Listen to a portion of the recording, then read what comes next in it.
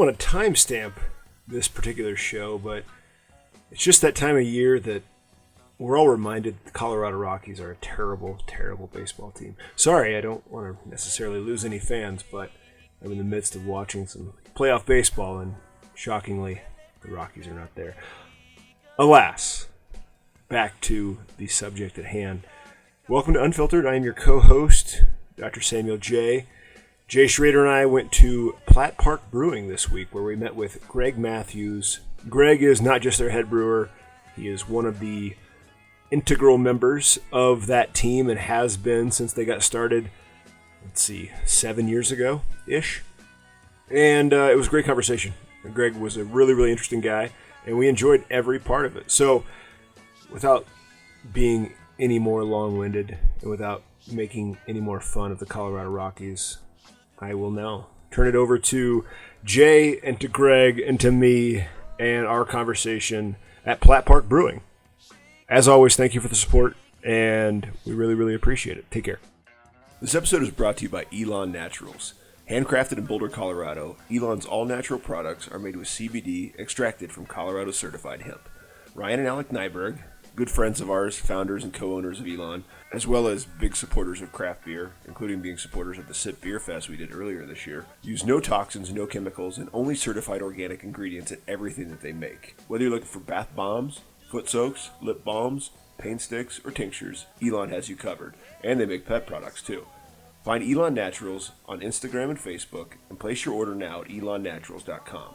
When you do, plug in the promo code Unfiltered20 at checkout for 20% off your order. Again, that's Unfiltered20. Plug it in at checkout at elonnaturals.com for 20% off your order. This episode is also brought to you by RoofTech Precision Exteriors. Founded by a fourth-generation roofing expert and two veteran general contractors, RoofTech combines unmatched residential and commercial roofing knowledge with project management excellence, which means that your next roofing project will not only be handled by those that know what they're doing, but know how to complete your project without wasting your time. Find RoofTech on Instagram and Facebook and learn more at rooftechco.com. That's ROOFTECCO.com. And when you schedule your roof replacement project, mention Unfiltered and receive a free upgrade to impact-resistant Class 4 shingles. I have no idea what that means, but it sounds like it's a hell of a deal. Again, that's rooftechco.com.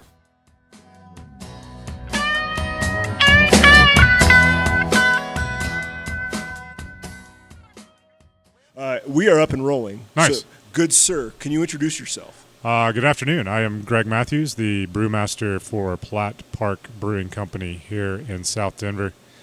We're in our 6th year, and I have been in the industry professionally since 2006. What's the address? We have to ask folks. We are at 1875 South Pearl Street, Denver, Colorado, and this is the easiest zip code you will ever remember, 80210. 80210, just Yeah. like that. Now, when you opened up, that would have been, 2013? I'm trying to think.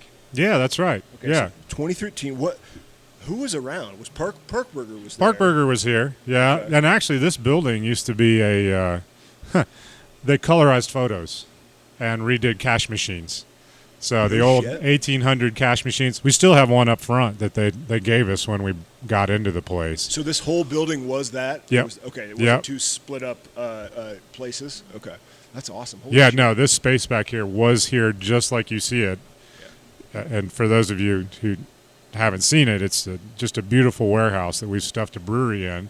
And then on the front side, we have, the bar, and eventually we opened the kitchen. Okay. So, but that was years later. We'll get to that. I want to ask you, how much of a role did you play as kind of head of brewing operations, setting everything up? What was here when you got hired on in terms of the space? A bunch of boxes and a kettle, on the other side of the room, and really nothing.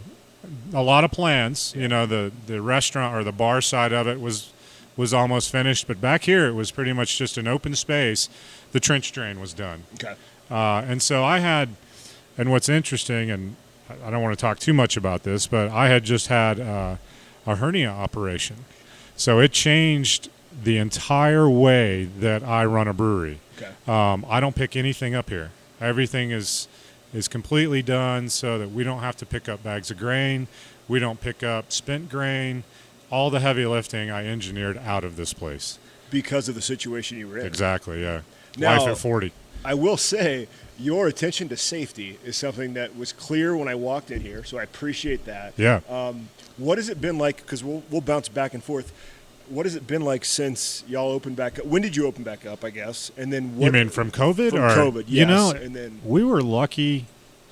We're one of the lucky, I don't want to call it lucky, but there was some luck involved. We never shut down because we have the Gates Deli yep. and an associate or with Platt Park Brewing Company.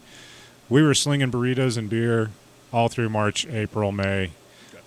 We slowed down, obviously, quite a bit. You know, I went from working every day to maybe twice a week. Sent my assistant home just to make sure she and her family were safe. But, we never really shut the doors. And, in fact, I would say opened them a little further for the community. How has the kind of Pearl Street community, I guess, embraced what's going on, and how have they supported what you're attempting to do to kind of continue to be an operational business? This is probably, this and Inglewood are my two favorite neighborhoods in Denver. Okay. You know, and this neighborhood has supported us 100% from day one. Mm-hmm. I mean, there were, I'm going to say, times in March when things were really uncertain. We had a 6-foot socially distanced line all the way down to Evans just to come in and get a crowler and a burrito. You know, so, and I don't believe that every single one of these people needed a crowler and a burrito. Yeah. They were just here because they knew we needed them. When you were in the planning stages of Sure. this, what kind of conversations were you having with the owners, the co-owners, in regards to your brand identity and who you were going to be as a brewery because of where you are? That's really interesting, and I won't dwell on this too much either, other than to say that the branding we have today is not the branding we intended. Okay. We had our original name, and if you come into the brewery, you can see the old flag up on the wall. But the original name had some litigation issues. Okay. So we had to change all of our branding literally a month before we opened, thanks to some cease and desists.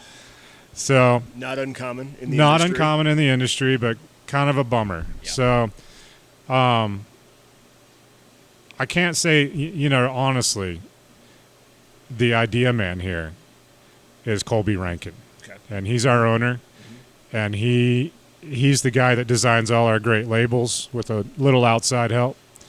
He's the guy that comes up with ice cream parlors, double New England hazies. You know, he is that guy. And my job, more or less, is just to make his dreams come to fruition. Get that stool. Sit down. Stool. Yeah, the stool. Jay, Greg. Good to meet you, Jay. There Good we to go. see you, buddy. Thank you, man. I appreciate We've it. had business meetings. Yeah, make yourself at home. We got chairs, stools. Go grab a beer, Bingo. Yeah. So Colby is obviously kind of a key player in all of that. True, yeah. How much does he kind of push you towards doing things that are cutting edge? I mean, is he that motor, or is it you kind of staying ahead of trends? No, I'm not going to lie. I'm in my late 40s. I've been walking this planet for a while now. I'm not the guy that stays on the latest trends. Okay. You know what I mean? Yeah. He's a much younger man than I am, and he is the one that has his pulse on what's going on. But you live close, correct? Oh, yeah. I'm a couple of blocks away, or a mile away down in Inglewood. And I keep cutting you off, but I would assume that being in a relatively young, vibrant neighborhood probably keeps you pretty hip, right? It does. Okay. Yeah, absolutely. I mean, you have to, I can't say I necessarily know where things are going. Yeah. I never saw seltzer ever happening. I don't understand. Yeah. But absolutely, you wake up every morning, you walk around, you look around, you eat it, you live it, you breathe it. Mm-hmm. But still, I need him to kind of keep me grounded with what's going on in the current generation. And, I've been doing this for 16 years, maybe almost 20 years now. Anyway, he can come to me with an idea, and because I've been doing this for so long, we can pull it off. I don't test batch anymore. You know what I mean? Like, I just have such a innate knowledge of the grain, the season of the hops, the yeast, and, you know, all the things that go into making a good beer, that if he comes to me with an idea, we have it worked out in 5 minutes. Just like that. Yeah. You keep referencing your history as a brewer. For those who don't know it, those who haven't looked at your LinkedIn or gone to the website, how did you get started? You know, it was I spent a few years in the Caribbean. Okay. And I came back. He's a Grateful Dead fan, too. Hang so on, Yeah. we we're need putting the to pieces elaborate together. on that a little bit at some point. Yeah, I'll get a beer in a minute. I'm good. Long story short, my wife's job took us to the Caribbean, and I drank a lot of bad beer down there. And when I came back, I don't want to say I got into home brewing, because I only did it for about 10 to 20 batches. Okay. And what was happening was I didn't have the control that I wanted to have in my kitchen. And so one morning, I'm sitting there reading Dr. Lewis and Dr. Young's dissertation on brewing for the University of Davis. And my wife comes in from a night shift, and she's like, "What are you doing?" I'm like, "Oh, well, I'm getting ready to go to my shift, and I'm just kind of seeing what I can do to make my home beers better, you know?" She's like, "You're reading a junior level collegiate manual on the art of brewing." I'm like, "Yeah." She's like, "You hate your job. Why don't you just do that for a living?" And it was just like a light bulb went off. The next thing I know, I'm in the American Brewers Guild. This was in the old days when you could just call them and get in, you know? And then literally a year later, I'm an apprentice at AleSmith in San Diego. That's quite the story. What was your old job? Did I miss this? I mean, No, we didn't talk. You know, my I'm wife just always curious. was in San Diego for, and I'll just say, a government job. Okay, good And, enough. you know, in San Diego, I was the trailing spouse. You know what I mean? I took care of the house. I was working in hotels, Gotcha. which I really enjoyed. I mean, I like the hospitality industry in San Diego, telling people where to serve, good food. But there comes a point in time where you kind of get tired of waiting on people. Okay. And it wasn't that I didn't enjoy being a hotelier. It was just too much for me at that time in my life. And, you know, the next thing I know, literally, I'm going to school to learn how to do this professionally. That's awesome. And I never homebrewed again. I literally never did it again. It seems not odd, but that's usually not. It's not often we get that story from the brewers. You know, oftentimes they're chemists. They are science, folks. Yeah. Did you always have that kind of science-based perspective? That's my family. Okay. I mean, my great-grandfather sent a rocket ship to Mars. Okay. So I have that. Even though it wasn't necessarily my strong suit, I was a language person in college and economics, but I definitely have the mind that pushes me. And, you know, it's also sort of a Germanic background. Yep. You strive for perfection. You know what I'm saying? And that's what was frustrating me on the homebrew side. I'm like, I just can't. It's not impossible, but it's very difficult with the equipment. And that drove me to bigger and better heights. I'm driven to make the same. And it's the idea of perfection in beer is very different for different people. But I think for most professionals, the idea is, even regardless of equipment, you get the same product every time. Mm-hmm. So my tropical snow dance always tastes like tropical snow dance. You know what I mean? Yeah. And that was what was frustrating me as a young brewer. It's really hard on a home system to do that consistently. So before we get your continuation, I want to ask, because we're in here, as you were building this out, Mm-hmm. I know quality is extremely important to you. What kind of design did you put in to make sure that you have that repetition?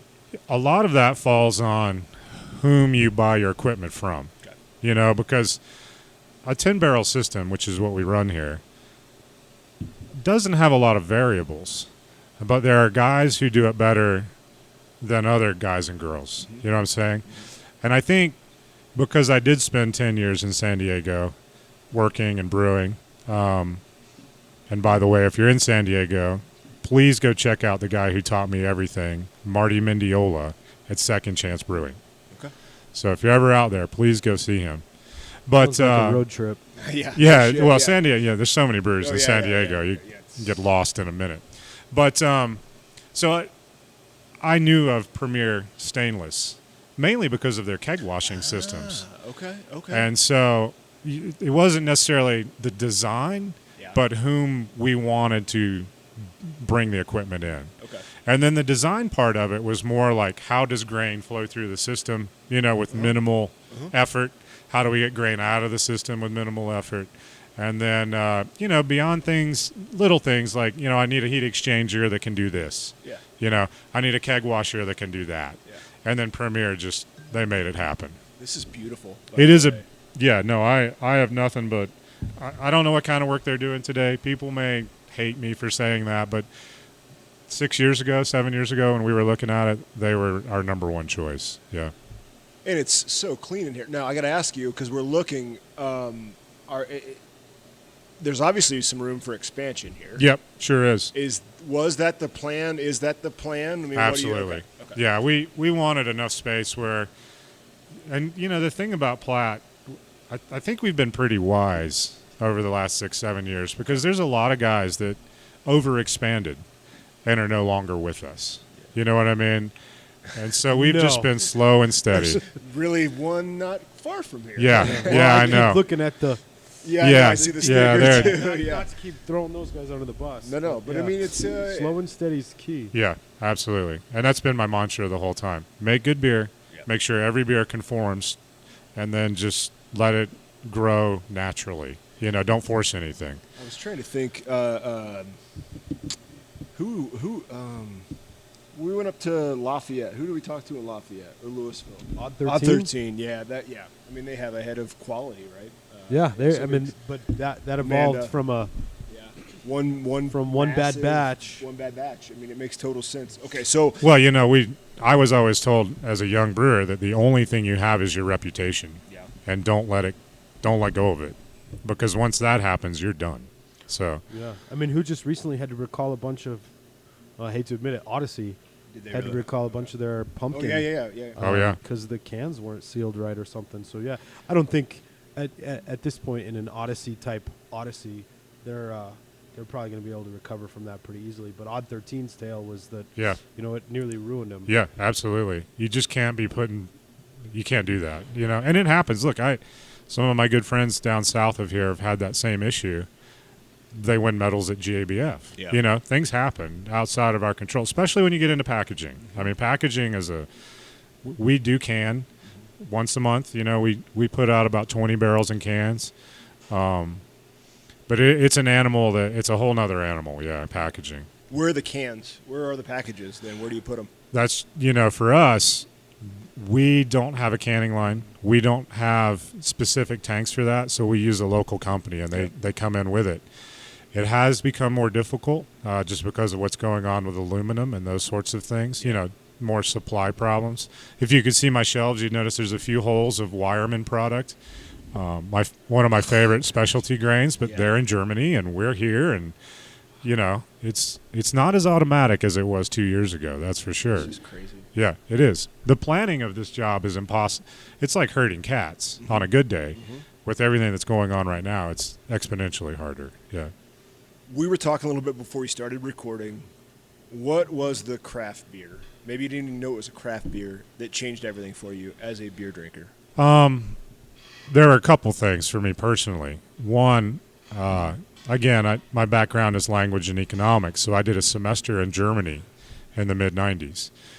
And you realize very quickly that, and again, this was the mid-'90s. Things have changed a lot since then. But my point is, you realize very quickly that the beers we're buying here in 1993, 95, they weren't very good.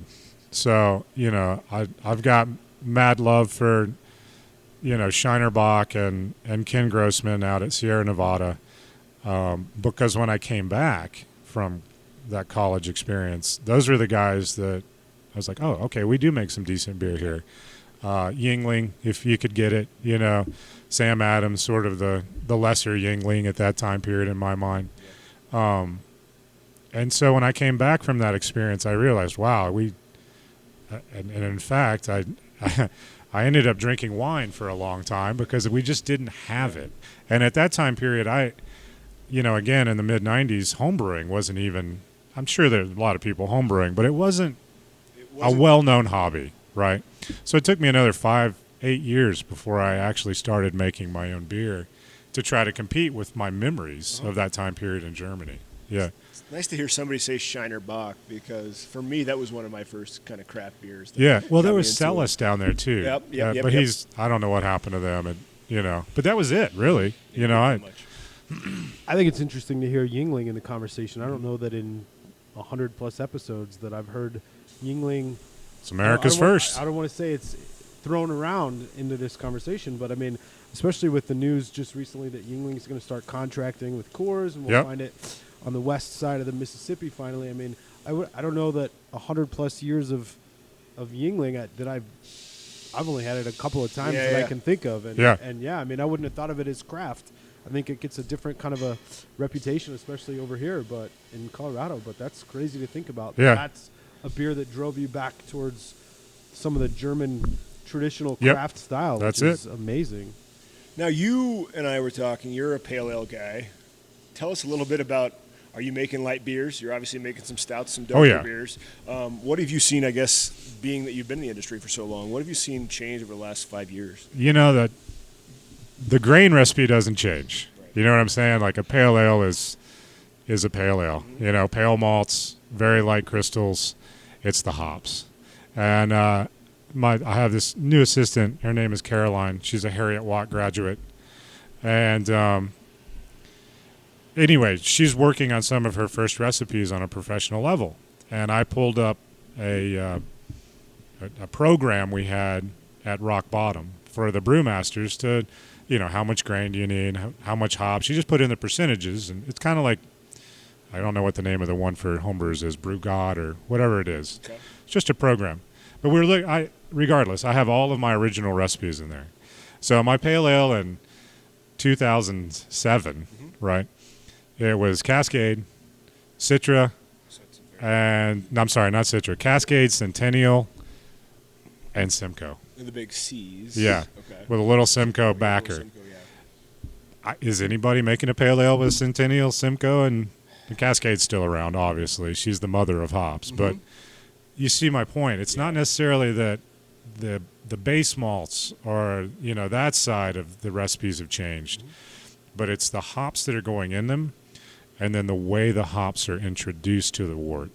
So in the old days, it was all about, 0, 60, 90, and dry hopping. Now you may not have hops hit the boil until the 90th minute. You put them in, you turn it off, and because we realized, through boiling, you're getting the bitterness, but you're also destroying the aroma and flavor. Mm-hmm, mm-hmm. And I got to give props to Coors because it was their AC Golden brewery that kind of figured all this out.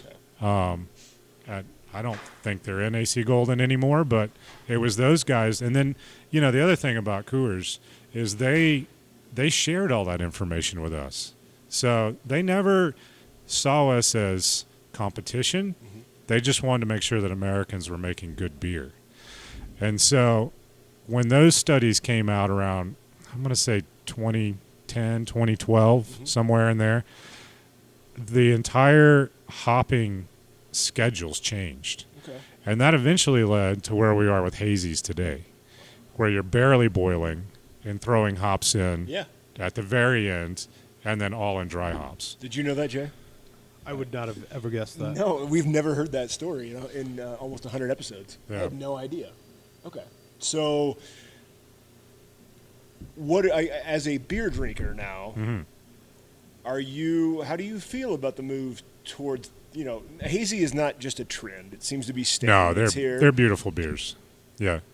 They're pretty. They smell great. You know what I mean? They're just beautiful. Now, having said that, let's just go back. Yeah. If I had brewed a beer like that for Rock Bottom in 2007, I might have been fired.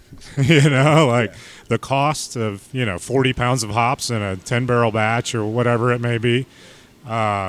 The haze, back then we really appreciated clarity and the ability to make a clear beer consistently. And so that's just been turned on its ear. but that doesn't make a hazy any less valid. Yeah. I'm taking over the conversation. No, I you're fine. apologize. Do it, please. How you feeling? You good? I feel rushed. You're I feel banking? bad that 15-minute window that I blew it, but No, you're good. We didn't get started it's not until a, it's 5 not a before. surprise. Yeah. So you're fine. You're all Good. good. I was probably fighting with the parking meter. Totally Well, okay. meter, whatever that is, you know. So who's doing the? Okay, so I'm assuming you're obviously having meetings every week. Mhm. What are you scared at the moment? Is question A. Question B would be, what has surprised you positively over the last 7 months? Definitely not scared. Okay. I just don't. It's not my nature. Yeah. Positively over the last 6 months has definitely been the powers that be in loosening up the alcohol laws. Okay. And that's happened across the country, and it has been a blessing in disguise. I can deliver beer now. You can buy, a crowler out of my window now. Just a lot of the rollback of, in my mind, pointless litigation and legislation on the beer industry. I have a good buddy in Texas who can now sell beer at his tasting room instead of tickets. Isn't that crazy? I know. Texas. You used to have to buy a Texas. ticket for a tour, and that gave you 3 beers. Oh, You know, interesting. I don't think So- I knew that about Texas. these are the good things that I see happening for the industry during this uncertain time period. Yeah. How much additional benefit do you think Platt Park has experienced based on where you guys are located? I mean, you're in a very walkable, very residential neighborhood. versus a lot. even before the Troubles. I like that. The Yeah, troubles. the troubles. I was watching something on Ireland, but anyway, even That was where before- my mind went. Yeah, even before all that, I would say most of our guests walked. Yeah, I don't know what the imagine. percentage is, but I would imagine just because of where we are in this beautiful neighborhood, I know most of my guests. Most of them do walk. So, and it's beyond just that. Like, I've got a great relationship with Kaladi Brothers Coffee. He comes in and has a couple of IPAs. We use his coffee and our porter. I buy it on my way home. You know what I mean? So there's a lot of symbiosis that goes on just because of this neighborhood that may not have happened if I'd gotten a warehouse on the other side of town somewhere. Well, and I can speak to that. Being from the neighborhood, and we've moved out a couple of years ago. But if there was an opportunity for a late day meeting close to home that required beer, it happened right here. Yeah. And 9 times out of 10, I was bringing somebody that had never been into the brewery before or never Right. been into the tap room, and I mean, It's a nice place to hang out, too. oh, it's an I mean, amazing place to hang out. back to Colby, that's his brainchild up there. I helped put the tanks where the tanks need to be and make sure the kegs are clean, but that's his kind of vision and what he wanted to see. So, and he brought it to fruition, and it's 6 years later, it still stands up. You know what I mean? And I think 15 years from now, when you walk in, the design will still stand up. I think we've changed the color of some paint. That's about it. The space is great, but then there's some very specific things that I associate Platt Park with only, and one of them for me especially is the zip code that you guys get to take advantage yeah. of, and the 80210. 80210. Did you guys talk about this already? Because No, it was mentioned. You're good. Yeah. I mean, how ingenious to latch onto that 80210 and to take advantage of that And make those early 90s style T-shirts. Exactly. And Yeah. Those I remember. I saw. I think a baby onesie was the first time I'd seen it, Yeah. and I lost my mind because it was perfect. It made perfect sense. Yeah, I always say it's the only work zip code I've ever memorized. That's a really good point. Good shit. How many people know their work zip code, I right? can't. I gotta look at my own business cards to figure out where to go in the morning. So Absolutely. This one's in my head. yeah, good. Well, yeah. Knowing that you spent time in Germany, knowing your relationship to beer, I'm now realizing the conversations we've had over the last 2 months about who succeeds and who doesn't out of this. Do you think that this kind of model, especially with the food, is going to define the breweries who make it? Is it this, and then there's the big breweries? Like, we're not going to see those kind of Yeah, I'm worried about the mid-sized- middle guys. Yeah. You know, that's and you know, talking about the troubles and stuff. These guys are in trouble before any of this happened. Yeah. You know what I'm saying? They're not big enough to ride out the storms, but they're not small enough to turn quickly, to pivot quickly. And I've been in this long enough now that when I started, the brew pub was the answer. It became a curse for a long period of time. Everybody wanted a food truck, but now it seems to be that it's come back around. And I was a very young brewer, and my buddy Marty kind of hit on it pretty early. He's like, you want people to stay for 2 to 4 beers, and if you only have beer, that can be kind of difficult. You know what I'm saying? Because we're not trying to get drunk necessarily. We want you to have a good time. We want you to be responsible. But I also need you to have 2 or 3 beers to pay for my lights and my staff. And so it just kind of became obvious. And I'll go back to the food truck thing here because I have a good friend that summed it up very well. But my point is to get people to stay and enjoy themselves and have that third beer, it's nice to have the deli, right. So I have a good buddy that I've known since I moved to Colorado 10, 12 years ago. His name is Robbie, and he works at Ironton Distillery on the north side of town. But he said it pretty early about food trucks. He's like, it's hard to put your faith in a man whose primary sense of income is on a set of wheels. It's true. And so they would continually letting us down, this excuse, that excuse, and eventually Colby just got tired of it. Okay. He's like, we're going to do this ourselves, and we're going to do it right every time. So he's kind of taken my mantra of right every time into that sort of kitchen side of it. And I tell you, if we had opened that 6 months later, a year later, we might have had big trouble. I don't know that we would be sitting here now. I don't know that we would have survived March and April. But again, because we had that kitchen, because of the way things went down in Denver, we were never closed. Yeah. You guys were open the entire time, is that right? The entire time, Yeah, every that's morning. amazing. I mean, we were, like I was saying earlier, crowlers and burritos to the whole neighborhood. That's awesome. We delivered to hospitals, and we just did whatever we could. One, to add a little comfort during an unknown time. Like you can always count on us to have this porter. We're always going to be here. Doors open, come in, that sort of thing. Yeah. So, yeah. Sure. And even now, I think I've been in quite a few restaurants since all of this went down, and I still think we're doing it the best that we can. How crowded are any other breweries in town on a Tuesday at 1 o'clock? I mean, that part surprised me, actually, in a good way, that I haven't been in since before the troubles. I'm going to use that from now on. There you go. And I honestly, I think that the last time I was in, that there was still some finished work to be done in the deli. It was open, but you guys it was close, right? It was. But to be able to drive up today and see the patio full and people in the brewery on a day and time that any other normal brewery might not even be open right now. Right. Is pretty awesome. And the sad part of all this is we're running waits on the weekend. It can take an hour for somebody to even sit down in this building. And again, we're just trying to be safe and do it right. But I want to say it's frustrating. I don't want anybody to have to sit there and wait, but thank you. Thank you very much, Denver, for giving us this opportunity. Is Pearl Street one of the thoroughfares that maybe was or is being or should be considered for shutdown to become a pedestrian type mall?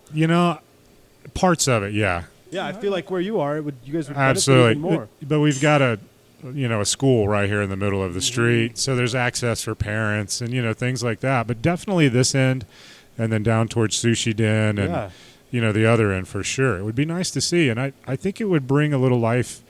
When you go to these pedestrian centers in Europe, they're very vibrant.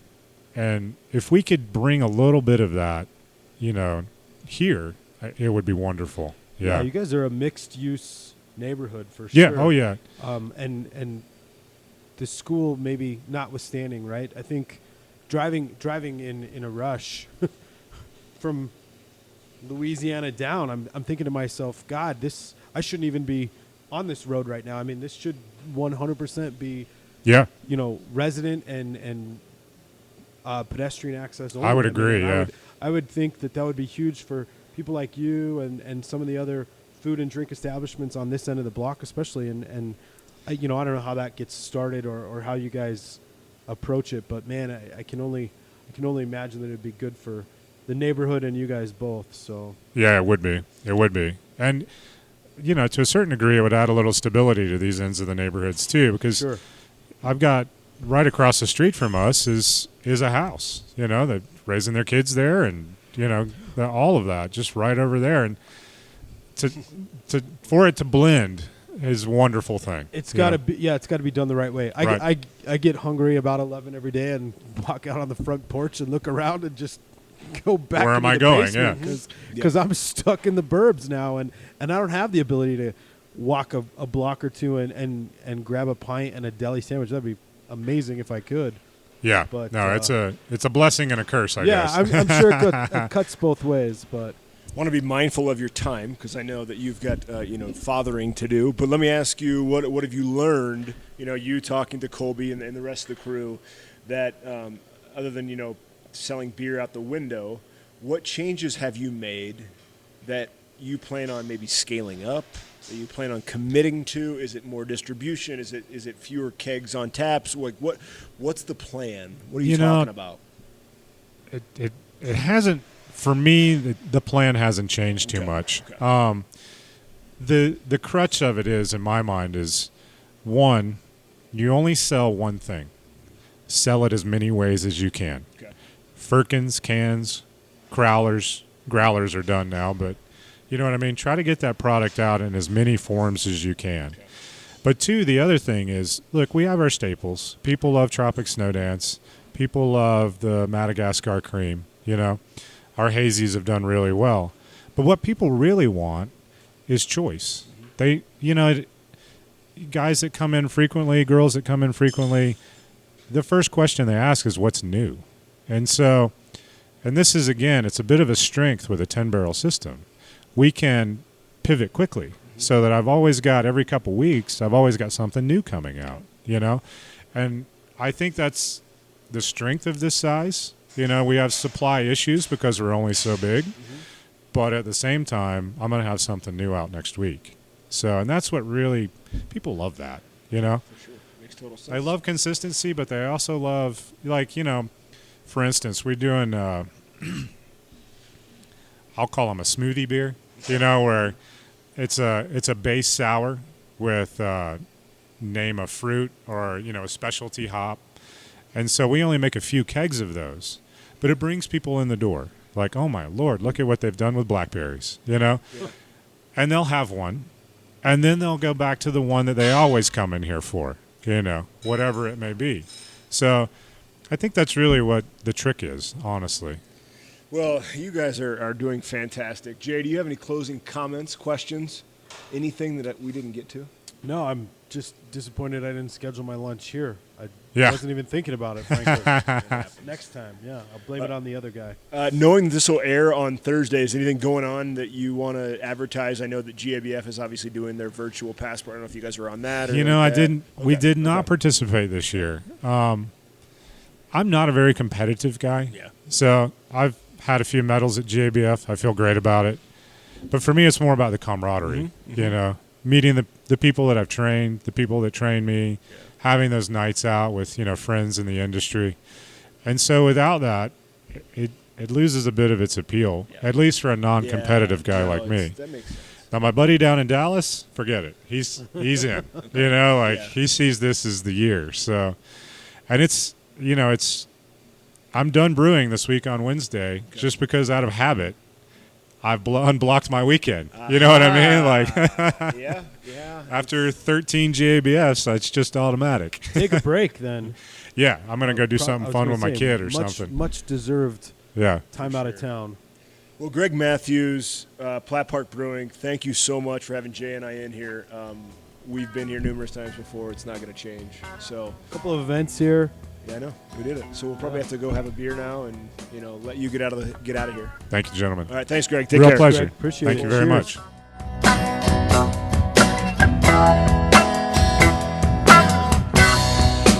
When they come to take